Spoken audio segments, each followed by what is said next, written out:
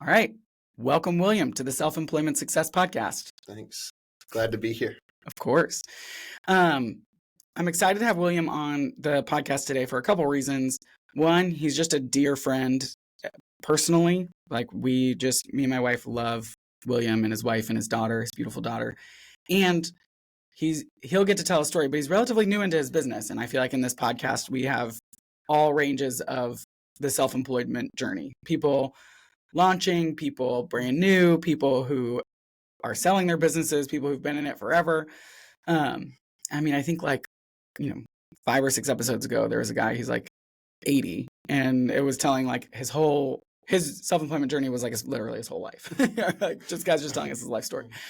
And so just fun to get all kind of paradigms of it. But William, tell us about yourself, personally, professionally. What do you do? Yeah, so glad to be here. Yeah, my name's William. I'm married, so I'm 2.5 or so years married. I'm 24 right now. My wife and I have a almost 8-month-old daughter, so we are really kind of in the swing of just being new parents and figuring out what it means to have a little family, figuring out what it means to be a married couple. We moved to Virginia Beach, which is where we live now. Right. Like we moved the day after we got married. So I think we spent like 2 days at a little cabin in Virginia, and then we moved down here. So it was kind of like a brand new journey, brand new moment for us. And we've been here since, and it's been a really, really sweet and beautiful time for us with all its own kind of heartaches and challenges. But yeah, so that's where me and my wife are. I am only a couple months into for the first time ever doing this full time as running a wedding photography business. That's right now it's just me and my wife kind of making it work. And I've been a portrait and wedding photographer. I shot my first wedding back in 2017, so 7 years ago. I actually saw a Facebook post from that bride, and she was posting about her 7th anniversary, which was really, really fun to look back. And I remember when I got that message about shooting a wedding for the first time as a kid in high school, and just being over the moon about that. So anyway, yeah, I'm 7 years into photographing weddings, but this is my first year kind of putting all my eggs in this basket. And so it's kind of a fun moment for us I've always had part-time jobs or no job, mostly no job with little side things. But since being married, I've had a couple different part-time work. And so yeah, it's a fun moment. We're going full send on this right now. That's awesome. Yeah. Congratulations. That is a huge jump to be like, all right, can this sustain itself? And like, I feel like a lot of people keep the part-time side hustle job, especially I feel like wedding photography can be seasonal. Like obviously there are winter weddings, but I feel like probably spring, summer, fall are like going to be your big seasons. But it just takes a lot of courage. It's fearful to jump out on your own and be like, all right, I'm going to take this bet on myself. And we have a young child, especially I feel like that piece as, a primary provider for your family, you're like, okay, when a kid comes along, you're like, the stakes just got higher, And so to really take that bet on yourself and jump in is awesome. Thanks. How has it been the last few months? Yeah. Last few months have been, well, one lesson I kind of had to learn this year, because I was never leaning on it this much. I was still, so a little bit of background, I guess, is I was working when I first moved to Virginia Beach. When Ellie and I moved down here, I took 2 part-time jobs right away. So I was working part-time 20 hours a week at a church, doing music ministry at a church. And then I was working for our dear friend, John Powers, who runs real estate agency. And I was doing video and photo for kind of a full kit for them. So I was doing all their video marketing content, but then also whenever they would sell houses, I was the one making the home tours and all those sort of things. So I did the church gig for 7 months, and then I sort of transitioned to just one part-time job, which was still working with John, which I worked with him for over 2 years. And so the whole time I was photographing weddings as part of that. But anyway, so this past, I guess it was March, I think, when I finished up with John and his wife Kaylee and their team. And so it was weddings had always been working on this business on the side. It's always been something I was paying attention to, definitely focusing on. And I think in the last year, it was definitely even our main source of income still. There was enough going on with it where there was more income coming from my kind of, I guess, I don't know if it's right to call it freelance, but something like my freelance job was doing more than anything else was. So anyway, but one of the things, like you already kind of mentioned this, is, and there's a lot of people that are in the situation where just the work's seasonal. So it was March, so we're kind of coming out of the slower season, which are January, February, March. And it was kind of like, oh, wow, I'm like running out of money. So it was definitely a lesson learned of it's a seasonal thing where money kind of like income slows down a lot and then picks up a lot. And that's just a kind of a lesson learned this year. If I definitely wasn't balancing that as far as how we were thinking about our finances or where money was going. And that was just sort of a lesson learned, because it was definitely at times stressful, yet knowing that there's work coming, like we're going to be okay. But right now it's almost like everything has evaporated and, Totally. So, yeah, I feel like obviously I'm a financial planner who works with self-employed people, right. But like this idea of like seasonality, variability, like booms and busts. Sometimes you're like, we had the best month ever and we just made so much money. Yeah. And then the next month you're like, we didn't do a single thing here. Can feel really stressful. And if you're coming from any sort of world where you were paid hourly or salary and you're like, paychecks just sort of happen, you're like, money comes in pretty faithfully. It's a totally different world, much less like obviously figuring out things like your taxes and whatnot, but navigating and learning that, it does take for most people a couple of years. Like we have a handful of clients who are realtors, and I feel like in those early years, people forget that like you're probably not going to make much between November and March. And so most people like burn themselves out and are like so stressed, and then spring and summer pick up and they're like, oh, fine, now I can spend money because I feel free. It's like, we got to learn how to create, like zoom out and be like, annually, what do I think I'm going to make? Or like on average or quarter, like, and navigate that. But that feeling is like a real muscle you have to learn. Yeah. And it's an experiential learning more than like, here's just how you do it. Yeah. Would you say that's something you coach people on a lot, is looking at kind of what's the monthly maybe average, or what's our, is that something you're like trying to help your people pay attention to, especially your seasonal people? Like what's our big picture average? Yeah. Recently I was trying to figure out like what, if I had to boil down like what I do, because financial planning is so broad, but like if I had to come into like, what are the main categories? One of them was very clearly like managing cash flow, figuring out how like to, when people, because everybody needs help budgeting, people feel stressed about it. And, self-employed people have no idea how much money they make or spend, because they're like, what's a business? What's personal? What, like, it's all vague and it's hard to track. And most, even like budgeting apps, don't work really well when you enter in a business, because it'll throw off the numbers or like it won't reflect accurately. That's not always true, but I find it to be true. And so helping people kind of figure out, what are your trends? Like what's the average spend? What's the like annualized income? And what are the seasonalities to that? Like we know December, you're probably going to spend more. It's just like holidays, Christmas, businesses spend more on marketing at that time. People spend more just on family and life. Summer, you're probably going to spend more because you're going to like be doing more events, being outside more. Like I feel like to have fun costs money, unfortunately.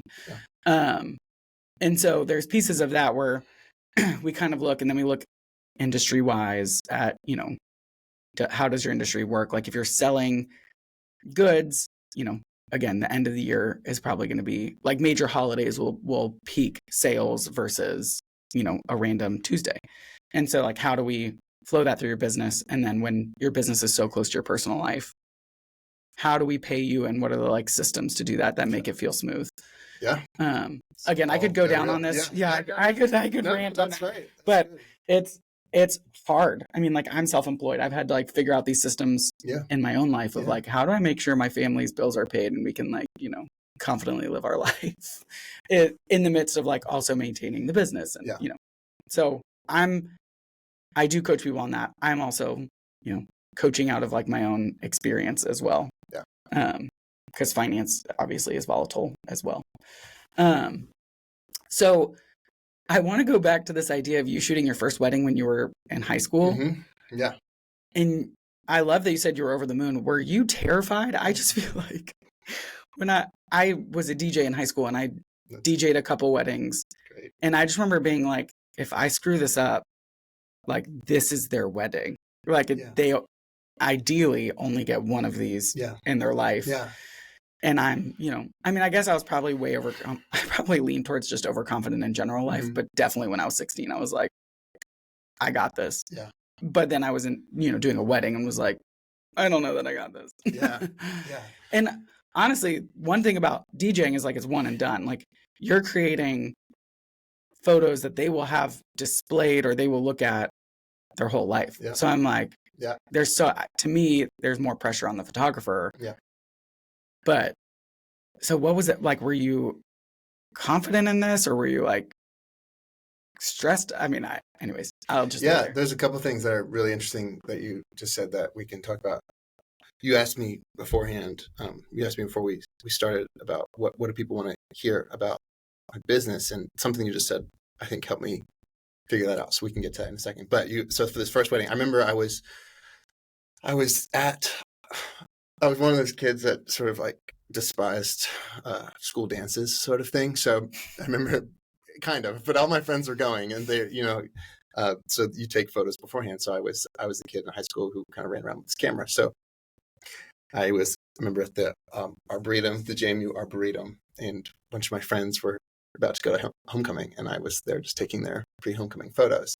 I think this was the exact spot I was in. I think that's the exact day. And then I remember getting this Facebook message where someone had reached out to me and was like, "Hey, William, I heard you, would you be interested in photographing my wedding?" And I did, up to that point, I mean, I don't know. I don't know if I'd charged more than $50 for anything ever before. And so it was all so new. I was just a kid in high school running around with my camera, going to basketball games, whatever, and taking photos of whatever was happening.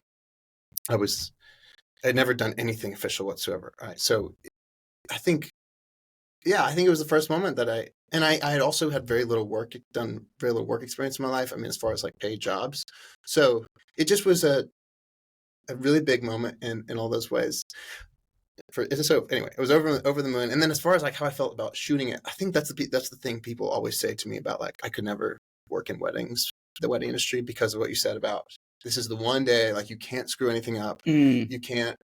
And I just think that that's a little bit of a misconception because there's a truth to like, well, one of the things that people know but seem to forget when they say that is weddings get planned really well. Like they're a once in a lifetime event.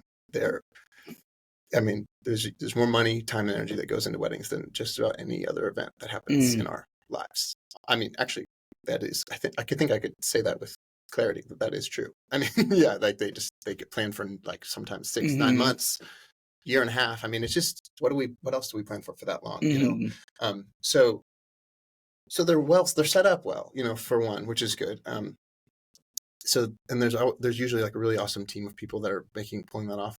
But then also at the same time, weddings are real life events. And so they're not sterile. Like they're real life events where real complicated things happen. And part of the fun of them, honestly, is that you just kind of go and you jump in and you see what happens. And you kind of, I don't really feel that pressure a lot of time of, I have to do this perfectly. There are pressures, but I wouldn't say that I don't feel the pressure of like, am I going to miss something? I just, for whatever reason, that's just not really on my mind. And we could talk more about that because there's so much of the work. So much of the work is just paying attention and being observant. And so you just go and listen, and the day kind of unfolds beautifully every time. So anyway, yeah, that's a lot of people ask that question of like, how do you feel when you do weddings? Because they're such these tailored events for people and so important to people, and that's all true. But again, I think I just would emphasize that they're not these like fixed things. They're very fluid and all unique, and so there's always lots to learn, and just kind of being present is sort of the best thing with them. Yeah, that's awesome. Yeah. The other thing that you said about people looking at photos for a long time, and we could talk about this. This is interesting. I feel like this applies to probably what you do in a very different way, but it's kind of a similar idea. So you talked about how people are going to be looking at photos for a long, long time, their whole lives, and longer, actually. People are going to be looking at photos for their lives, but even when they pass away, their kids and their grandkids and those grandkids are going to maybe see these photos one day. I always think of, I think the like heart of my business is I imagine a dusty attic and like some kids going through a dusty attic and finding a wedding album or something like that of their grandparents or their grandmother, and opening that up and then just being like transported into this different time and seeing their history and their legacy, sort of like, or their inheritance in a way, like that's not heritage. That's the word I'm looking for. Yeah. And that's always how I think about like what I'm doing is that really long-term thing. And so I guess I think that gets interesting, and I'd be curious to hear what you think about this and what you do, is the idea of what's trending and then what is longevity. I mean, I feel like so much of what you do is thinking about longevity and not just what people are saying to do right now. Because from an artistic standpoint, there's a lot of trends that get a lot of attention right now. But I wonder, I just have to kind of ask the question is, will this mean anything to anyone in 40 years? And if it doesn't, then I'm going to play that lightly. Maybe I'll tap into it because it's fun and interesting right now and that matters. But that idea of longevity is definitely kind of at the heart of, I think, what we both do, which is kind of funny in a different sense. Totally. What do you think, though? I agree with that. I think it's beautiful that you think of it that way. And I think it's true. Like as you're saying that, the basement that I grew up in, my parents' house, there are pictures of like my great grandparents, like walking back up the aisle, and I pretty much every time I'm home, I like look at this gallery wall of just like, who are some of these people? But also like that idea of being transported and like legacy and heritage. I mean, that definitely applies to what I do. Last weekend, we're in the middle of a really annoying bathroom renovation, but we like ripped out the bathroom and like put in new floors, and it was so gratifying because it was instant. And I was like, my job very much is like, you get gratification 20 years from now from this, like 40 years from now. I talked to my team about like, this isn't just helping this one person with their present money troubles. Like, yes, that's true. But like, we're really in the business of impacting hearts and qualities of life. And that will trickle down to like their kid. That's impacting their kids' quality of life, which will impact their kids' quality of lives. Like, obviously there's generational wealth, which is huge. But even just like, if we can, in this present moment, like help these people create systems and put things in place that will bless them, it will also bless their kids and their kids' kids. And when you like, then look at all the people you do that for and how that, like, you're like, this is a really powerful thing we're doing here. Like when you think long-term or legacy, and one of the things I ask people initially in this like questionnaire thing that we go through is when you think of money, how far out do you think? Are you thinking days, weeks, months, years, decades, or generations? And what do people mostly say? Oh, it's so different. It's fascinating. You'll even have like spouses. One spouse is thinking like generationally, and one spouse is thinking like weeks. And there's reasons why we do that. Like, if you're at years or longer, you tend to be like healthier from a financial psychology standpoint. Like, you're holding your money looser. You're not as apt to make knee-jerk reactions or respond to like short-term trends. Whereas if you're thinking like days, weeks, or months, typically there's like some sort of scarcity mentality. There's some sort of like, there may not be enough, and you're more likely to make bad decisions or like knee-jerk reactions. And so we try and use that knowledge to move people towards like a generational mindset. So if you're trapped in like, I only think like a month out, it's like, okay, I'm not going to jump to like, how could we bless your grandkids? We start with like, in 6 months, like, what would this look like? Or a year from now, like begin like stretching their like mental vision. If they're at years, it's like I think a year or two out, it's like, okay, 10 years from now, like, what could this look like? You're retired and we're sitting wherever you want to be. Like, what does that look like? Who are you with? Like, where are you? Are you at your home? Are you out on a beach? Like, we do some of these exercises to try and stretch, because I do think, not just in finance, I think in general, like, when you can zoom out, it immediately like develops vision. Yeah. It develops vision for your life. It develops vision for your relationships, for you name it, which then can allow you to foster whatever it is that you want to build long term. Yeah. Like, and so I do think there's something about like the work we do and you do, and ideally the work everyone's doing, like has some sort of like, long term mentality that's like reaching beyond just the immediate transaction or the immediate day. No, So it's cool that you think about that. I mean, like, I'm even just thinking back to like my own wedding photos and wedding videos, and it's like, like we have those displayed on our house. Like, our kids are going to see those. Like, our grandkids will see that. Our nieces and nephews will see that. Like, there's something really powerful about that I hadn't thought of. Yeah. And I think it really helps me.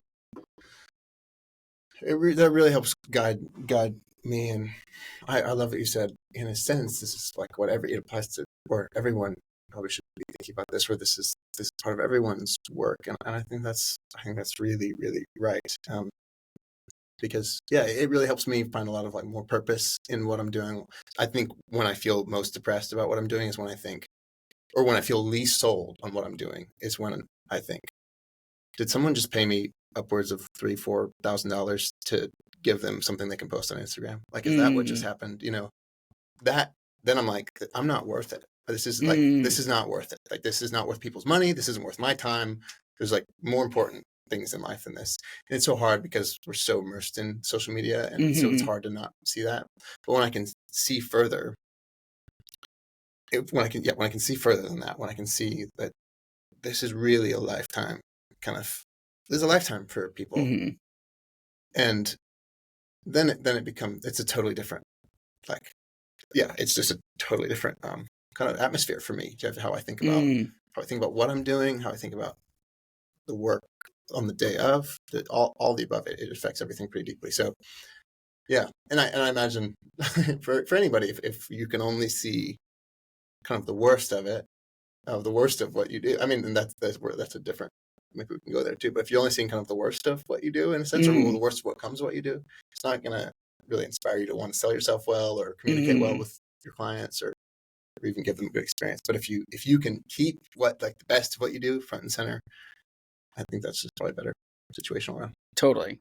Well, and when I think of like the journey of entrepreneurship, I'm like, there's so much head trash, is what I call it. Trash. Just like, well, it's that idea of like, is this just Instagram? Is this like those? Yeah, it's just head trash. Like the negative, the imposter syndrome, the negative talk that comes in, like those thoughts that seep in of like the worst of what you're doing. Like, is this really making a difference? Like, does anybody really care? And I think that's like a universal experience. I think anybody who would ever listen to this conversation would be like, no matter what it is, like, I'm sure, like, I'm just, because the Olympics are coming, like Simone Biles is like, famous expert in her field. I'm sure she still has days of like, I suck at this, and you're like, like, you just don't, but you're right. Like, when we can move through that, we can say, when you can move through the head trash, the imposter syndrome, and really get to this idea of like, what I'm doing is powerful and matters. I rarely find someone is going through the like suffering of running a business or starting a business because they're just like, I just love working nights and weekends and having no life, or because I like want to just make photos for Instagram. It's very rarely so transactional. So often when you start talking to them, there's a vision, there's a purpose. I like that you used the word purpose earlier, to like, I want to provide a better life for my family, for myself. I want to provide this like deep, meaningful service, product, whatever it is. I feel like sometimes you talk to entrepreneurs or like self-employed professionals and you're like, they have some of the most like vision, passion, and purpose in their craft. And you know, when you can move through the negative talk that comes up for everyone and get back to that, you're right. You're like, you speak from so much more of a like deep core. Like the idea you're like, you know, you don't sell yourself well. I almost feel like when you're really connected, it's almost like a natural overflow. Like obviously there's always like sales and marketing that requires intentionality, but like people can like feel the passion. Like people feel like this isn't just, you know, a transaction to you. Like you are actually just as invested in our wedding day as we are at this point, you know? And something I think about with weddings is like you go to so many of them, especially seasonally. I feel like in your 20s, it's like don't book anything on weekends in the summers because you're just always going to be at a wedding, apparently.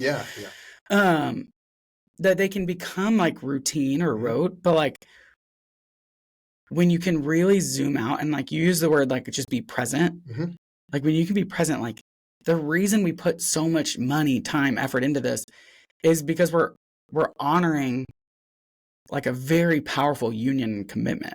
Like I know the sanctity of marriage in our society has crumbled, but at the same time, you're like, we still show up and ball out on these events because we still have such an importance on it of like these two people have made a covenant with each other and we're all here to witness that. And we're all here to commit to that with them.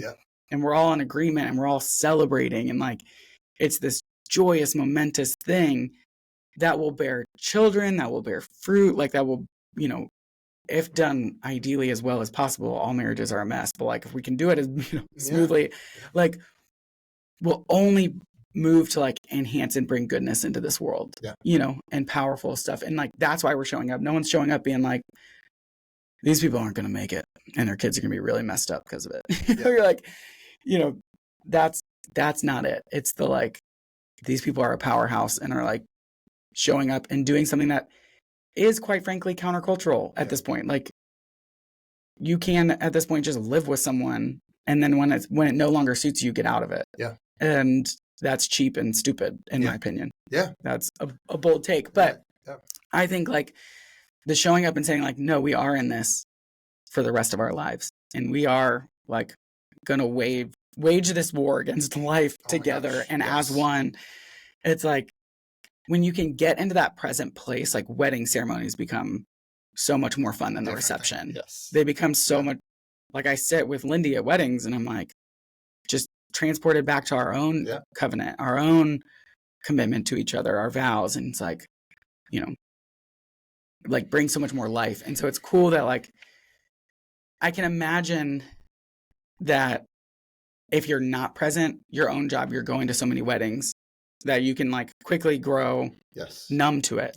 You know, you're like, oh, you know, she's going to walk down the aisle. They're going to say some words like someone will make a joke, like someone, you know, I mean, like it'll be really beautiful. They'll come out, like we'll take, these are all the photos I'm going to snap. You can, I'm sure you can become pretty sterile to it. But I like that you earlier said like, when I can just be present in it, like that's when I'm going to have like the best, like do the best work and be the best, you know, person for the job. You said two people kind of like fighting for their lives or something like that. Right? Waging war against life. Waging war against life. And that is like, that sort of thing is what inspires me really. Well, and that's why I think about it. That's what so helps because in a sense, like you're saying, every wedding could be the same thing. And in a sense, like they all are very similar. Like they all have their own flavor and each couple has their own relationship. So they are very unique, but they all have the same format, like you're saying.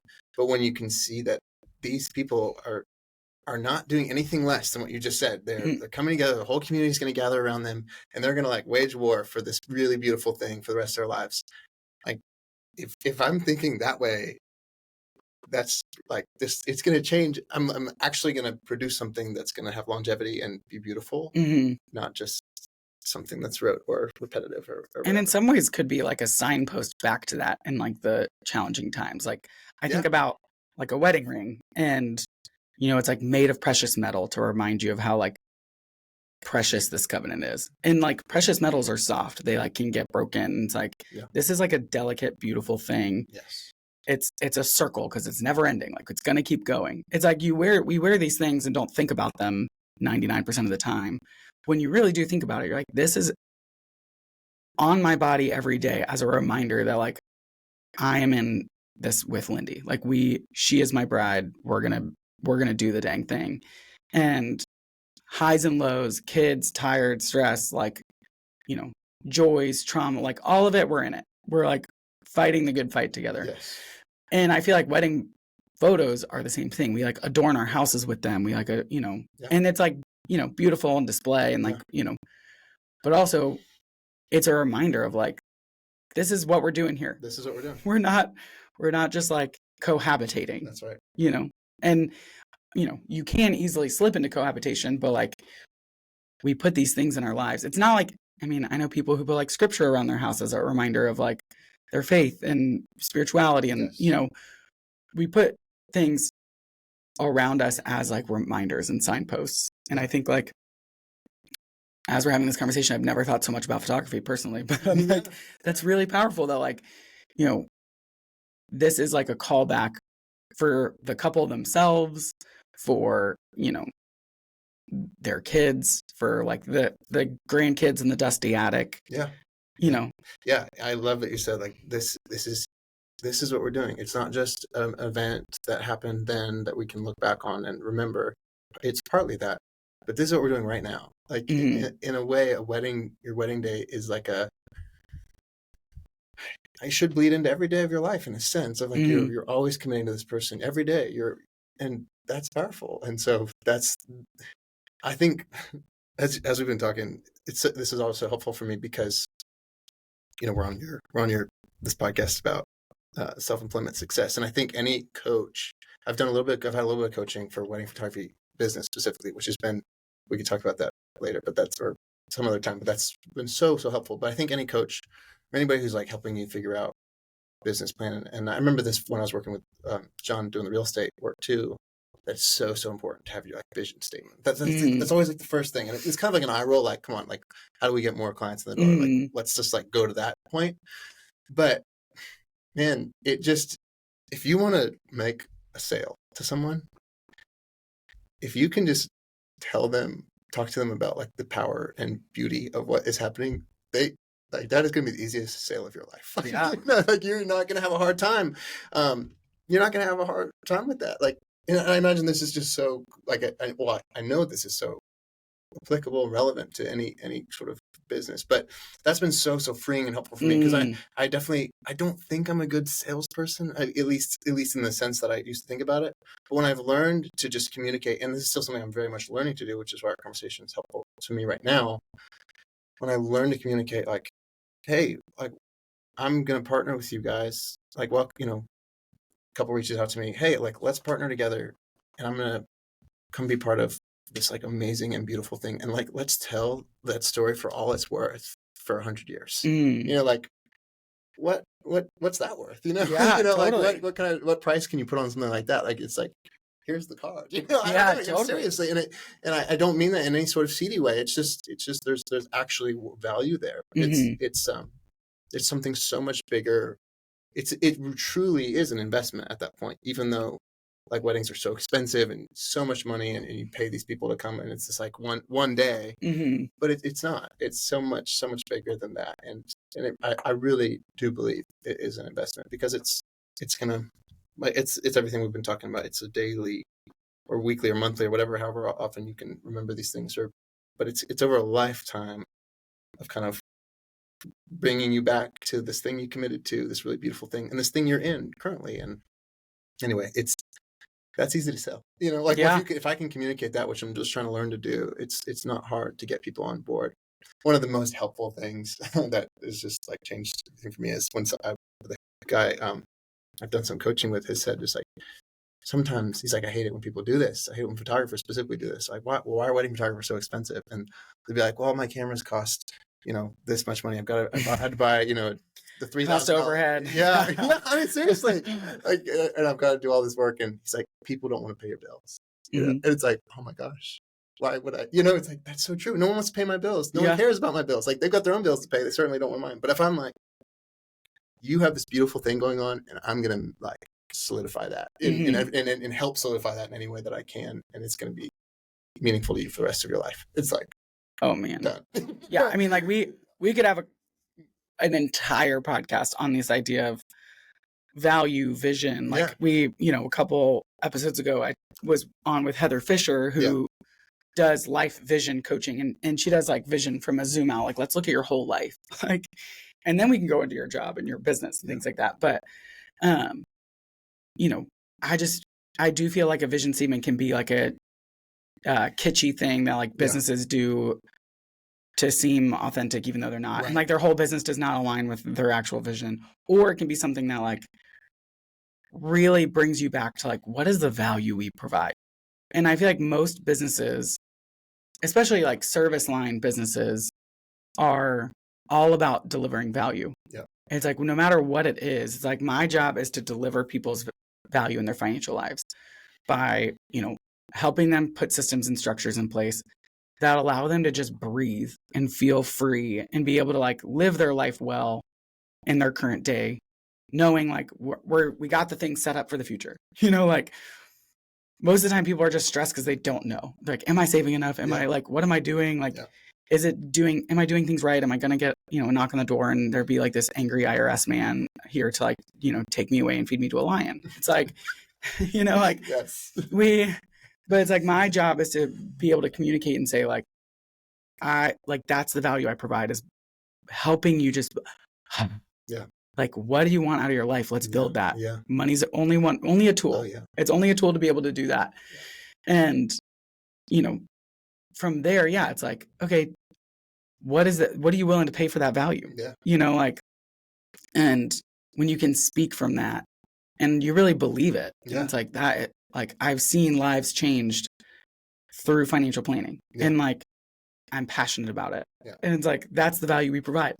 For you, you're like, I'm like, what's like the word that it just slipped me, but it's like, I'm creating this like Ebenezer, this like I'm capturing this moment that is the start of your life. Like it's the start of your whole new life. And like your wedding, because it's a covenant, it's a commitment, it does like flow through everything. Yeah. It should flow through like your whole life, and life is not easy. Like life is hard, like, and very, very there's so much like beauty to it, but like so much of the beauty comes through like the suffering. Yeah. There's this poem that I really love that talks, it's like when joy and sorrow kiss, and it talks about like there can be like laughing at a funeral and tears at a wedding kind of thing, like but it's just this idea that like life is not like this easy, we just sort of exist thing that we're all doing, and marriage is not this like cohabitating, we just sort of coexist. And so I just think what you're capturing an incredibly powerful thing and like enshrining it for them for generations. And like there's a value there. And like you said, like when we can really get down to the core of how do I deliver value, and am I delivering massive value to people in my craft, like easy sell. It's like just communicating your value and doing it in a way with conviction, and it'll speak to some and it won't speak to others, you know? And like, that's the beautiful thing is like millions of people get married. It's like, you're not going to have a monopoly. So like you communicate your value and it will speak to certain hearts and they will become your best clients. And if it doesn't speak to people, they're probably not going to be your best clients. Exactly. That's something in my business I've had to be okay with, is like, some people just want like the Edward Jones guy who's like, I'll just manage your Roth IRA over here on the side and we'll meet periodically just to tell you how it's going. Some people don't want the like, hey, I'm going to move in and like be your partner in this and we're going to do a lot of work. We're going to do really deep stuff. It's going to be really valuable. And I had to be like, okay with that, of like, if I can get clear on what I'm passionate about, on the value I provide, on what my vision for my business is and how it's going to impact my family and my employees and my clients, great. Then I have to trust like that's a story that's speaking to people and people want that value. And it's just probably not going to be every single person in the world. Yeah. Which is okay. I don't have that capacity anyways. If I was serving everybody in the world, my job would suck. Very much so. Yeah. Very much so. Yeah. No, that's so good. Yeah. Okay. So for sake of time, what for you has surprised you the most about the journey you're on with your business?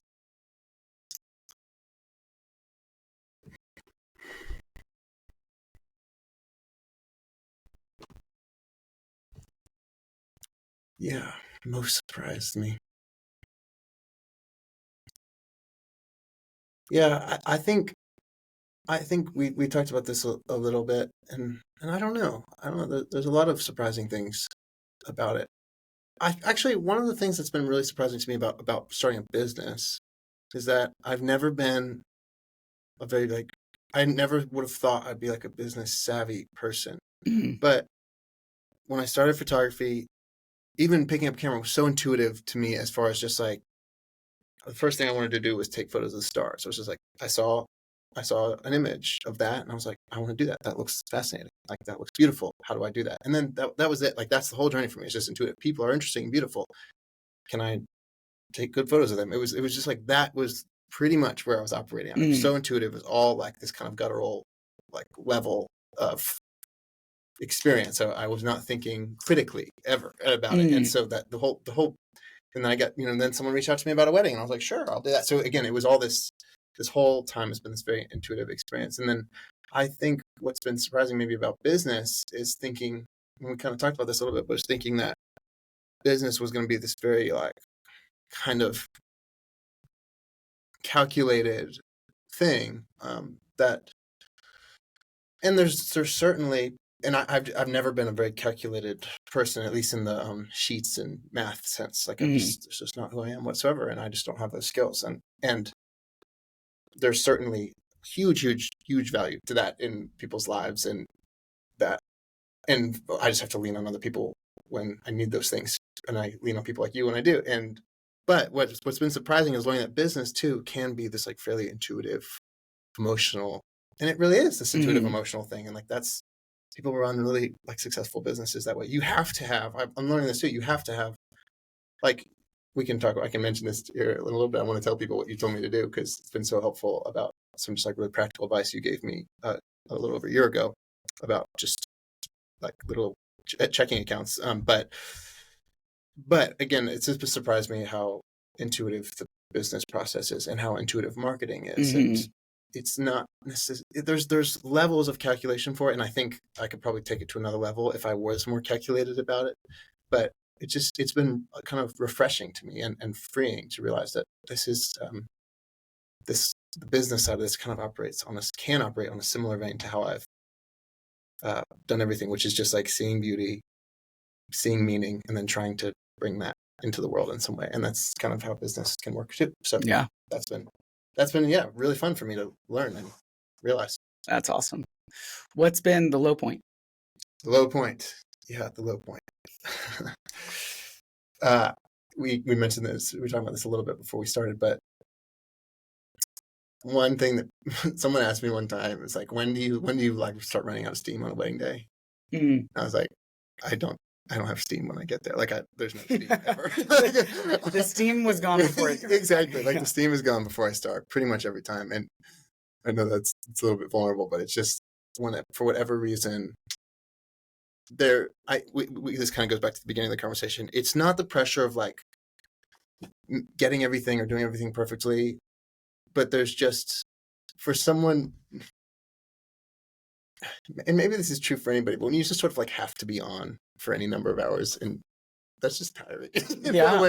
And it flows, like there's different flows of like, sometimes I'll get energy boosts or I'll just get into a flow and things will start feeling good. But I usually start like going to the wedding day where I'm like, okay, like I got to show up. And that, thankfully, that just gets you there, as if you just show up. Like, if you, but the low point is like when I'm actually, yeah, I can talk about this real quickly. I'll try to cover this quickly. But when I'm stressed and all my stuff is everywhere, and I'm not organized, which I'm not a naturally organized person whatsoever either. And then I have to like go and be creative and go be present.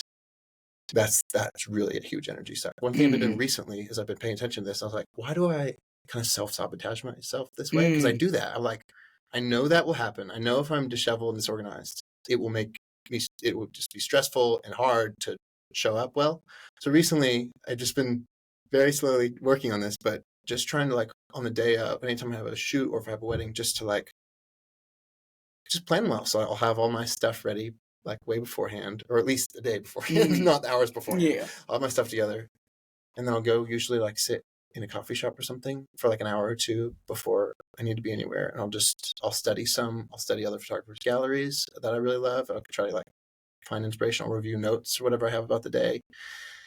And I'll just sit and I'll just be still. And then the last thing, I'll just try to get there early, at least half an hour early. And that's been, this is not the question you asked me, but that's been such a help of, because the low point is when I'm disheveled and I'm all over the place. And then I like have to show up and figure it out. And it works. And thankfully, like God's grace, I get through and usually everything goes fine. But it's been such a gift recently to really kind of be able to find that weak point. And not like spearhead it, but just try to be gentler with that. Yeah, Start. totally. Anyway, yeah. That's awesome. Okay, so this is the Self-Employment Success Podcast, but the word success means different things to different people. So for you, how do you define success for yourself? Man, yeah. On the really specific, like my business called right now William Sumner Photo. For what that means for that business, the business is all about the bride and the groom. So if I've made something that will be lasting and beautiful for them, then like this business has succeeded in my mind. At least the work has succeeded. And so whenever people, like give me good feedback, and that's always the best thing that happens to me in the business is when people give me good feedback on just, they're over the moon or they're really excited or they're, just blown away, whatever. That's always the best thing that happens. I think from, I guess, like a business success for our family. So since I'm working that out right now. I'm kind of wondering about that. Like, is it a financial goal, or is it a work-life kind of balance? Is it, and honestly, I don't know yet. I don't know what that is. I'm trying to figure that out. Do I just hustle so I can get to these goals, the financial goals, or is it gratitude? So honestly, I don't know what it means for me what success. I think it's an odd word, honestly, that we use a lot, but I don't understand very well. Yeah. So, but that's honest. I appreciate that. Yeah. But from the business sense, from the like work I do sense, I think the most important thing is the couple having this experience that is like pleasant. Yeah. And then has longevity for them. That's awesome. Okay, so if someone wanted to reach out to you or wanted to connect, what's the best way for them to find you? Where can they find William Sumner Photo? Yeah. It's just that's it. So I've got a website. It's williamsumnerphoto.com. You can go there, or you can follow me on Instagram at William Sumner Photo. And those are kind of the two main places I operate right now. So sweet. And we will link that in the show notes. Well, thanks for being here. Thanks for sharing your business, your heart, your journey, and thanks for all you do, creating videos and photos and memories for legacies and generations. Yeah, so glad to be here. I'm going to give away your bonus. I'm going to give this as a bonus for everybody. This is giveaway free financial advice that Leland told me. He had me make a business operating expense account and then a taxes account. And I just, every time I get paid, to move some of that money straight into that taxes account, and it just goes away right away. And I literally I had to pay taxes yesterday, and it was just so freeing because that money goes away right away every time, and it's not coming out of like our expenses or our monthly. It's just like it's in its own place, and it goes away from its own place. I don't even think about it, and so that has been huge help. So thank you. I love hearing that. That is something that feels so simple, but nobody really does, and paying taxes as a self-employed person sneaks up on you and sucks. And it's like the more you can make that just like an easy process. So I love when I hear people say like, oh, I implemented this thing and it's like made my life just easier. Like that's what I mean by the not stressful. That's what I was thinking about. been a huge help. So if you're self-employed, thanks for if sharing. you're starting out, it's just a little thing that feels like a technical, like, I don't know, something you could shrug off, but it's been so helpful. And anyway, That's thanks, awesome. Leland. I love it. All right, man. Thanks for being here. Yeah.